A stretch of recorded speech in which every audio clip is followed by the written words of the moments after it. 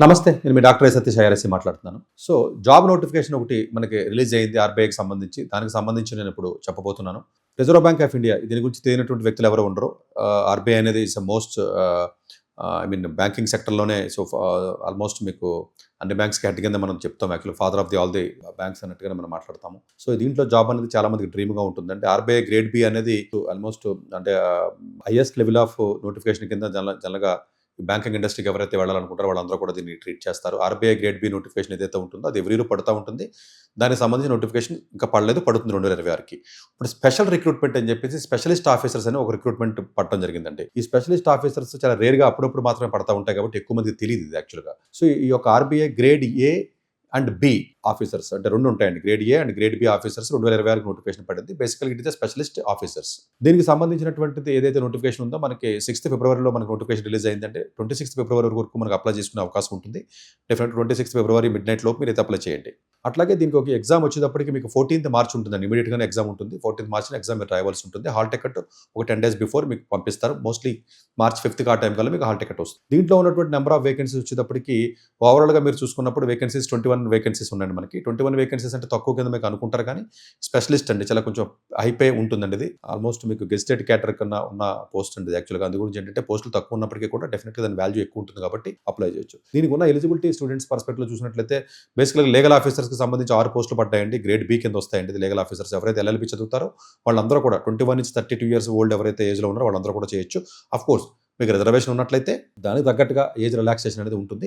So, legal officers 6 పోస్టుల వరకు ఉన్నాయండి. బేసికల్‌గా గ్రేడ్ వచ్చి గ్రేడ్ బి కింద ఉంటుందండి. అలాగే మేనేజర్ టెక్నికల్ సివిల్‌లో మీకు 2 వేకెన్సీస్ ఉన్నాయండి. ఇది గ్రేడ్ బి కింద వస్తుందండి టెక్నికల్. దీనికి కూడా 21-35 ఇయర్స్ వరకు కూడా ఉండే అవకాశం ఉంటుందండి. ఇది బీటెక్ సివిల్ ఇంజినీరింగ్ ఉన్నట్లయితే సరిపోతుంది. ఆఫ్‌కోర్స్ మీకు ఎంటెక్ సివిల్ ఇంజినీరింగ్ ఉన్నా పర్వాలేదు, బీటెక్ ఉన్నా సరిపోతుంది. అలాగే మేనేజర్ టెక్నికల్ ఎలక్ట్రికల్‌లో ఇది కూడా గ్రేడ్ బి ఒక వేకెన్సీ ఉందండి. ఒక వేకెన్సీ కూడా 21-35 ఇయర్స్ వరకు ఏజ్ ఉంటుంది. ఇది ఎలక్ట్రికల్ ఇంజినీరింగ్ స్టూడెంట్స్ ఎవరైతే ఉంటారో వాళ్ళు అప్లై చేయొచ్చు. అట్లాగే అసిస్టెంట్ మేనేజర్ రాజభాష దీనికి జనరల్‌గా పోస్ట్ గ్రాడ్యుయేషన్ ఉంటే సరిపోతుందండి. 21-30 ఇయర్స్ ఏజ్ లిమిట్ ఉంటుంది. ఎవరికైతే పీహెచ్డీ ఉంటుందో రాజభాషలో ఎవరికైతే పీహెచ్డీ ఉంటుందో వాళ్ళకి మేబీ ఏజ్ రిలాక్సేషన్ కూడా కొంత ఇవ్వడం జరిగిందండి.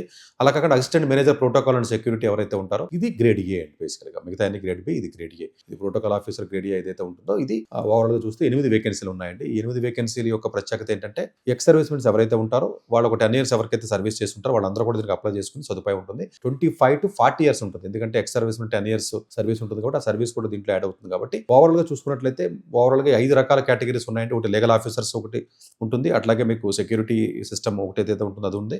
ఈ 2 కాకుండా సివిల్ ఇంజినీరింగ్ గానీ, అలాగే మెకానికల్ ఇంజినీరింగ్ గానీ ఇవి మనకు ఓవరాల్‌గా ఉన్నటువంటి వేకెన్సీస్. సో, దీనికి ఆల్రెడీ ప్రిపరేషన్ కొంత ఆల్రెడీ వేరే competitive examinations already engineering service గానీ, గేట్ ఎగ్జామ్ గానీ, లేకపోతే అదర్ జూనియర్ జడ్జెస్ పోస్టులు గానీ ఇలాంటి ఎవరైతే ప్రిపేర్ అవుతున్నారో వాళ్ళు దీనికి ఫిట్ అయిపోతారు. ఈ యొక్క ఎగ్జామ్ ప్యాటర్న్ మీరు చూసుకున్నట్లయితే దేర్ ఆర్ 3 ఫేజెస్‌లో ఉంటుందండి. ఒకటి ప్రిలిమ్స్ ఎగ్జామ్ ఉంటుంది. తర్వాత ప్రిలిమ్స్ ఎగ్జామ్ ఆబ్జెక్టివ్ ప్యాటర్న్‌లో ఉంటుంది. జస్ట్ లైక్ ఇంజినీరింగ్ సర్వీస్ అట్లాగా ఉంటుందండి. తర్వాత డిస్క్రిప్టివ్ ఉంటుందండి మెయిన్స్ ఎగ్జామినేషన్ లాగా. డిస్క్రిప్టివ్ అంటే మామూలుగా మీరు క్వెషన్ అండ్ ఆన్సర్స్ ఏదైతే డిస్క్రిప్టివ్ ఇంజినీరింగ్ సర్వీస్ అనుకోండి. సో, ఆ type of descriptive exam paper ఉంటుందండి. 2 అయిపోయిన తర్వాత ఇంటర్వ్యూ కాలిఫర్ చేస్తారండి. సో, ఇంటర్వ్యూ కాలిఫర్ చేసిన తర్వాత ఇంటర్వ్యూలో ఫైనలైజ్ అవుతుంది. సో, ఇది అప్పుడప్పుడు మాత్రమే పడే పోస్టులు కాబట్టి డెఫినిట్‌గా ఎవరైతే ఉంటారో మెకానికల్ ఆర్ సివిల్ ఇంజినీరింగ్ మిగతా వాళ్ళు ఎవరైతే ఉంటారో వాళ్ళందరూ కూడా దయచేసి నోటిఫికేషన్ ఏదైతే ఉంటుందో ఇమ్మీడియేట్‌గా అప్లై చేయండి.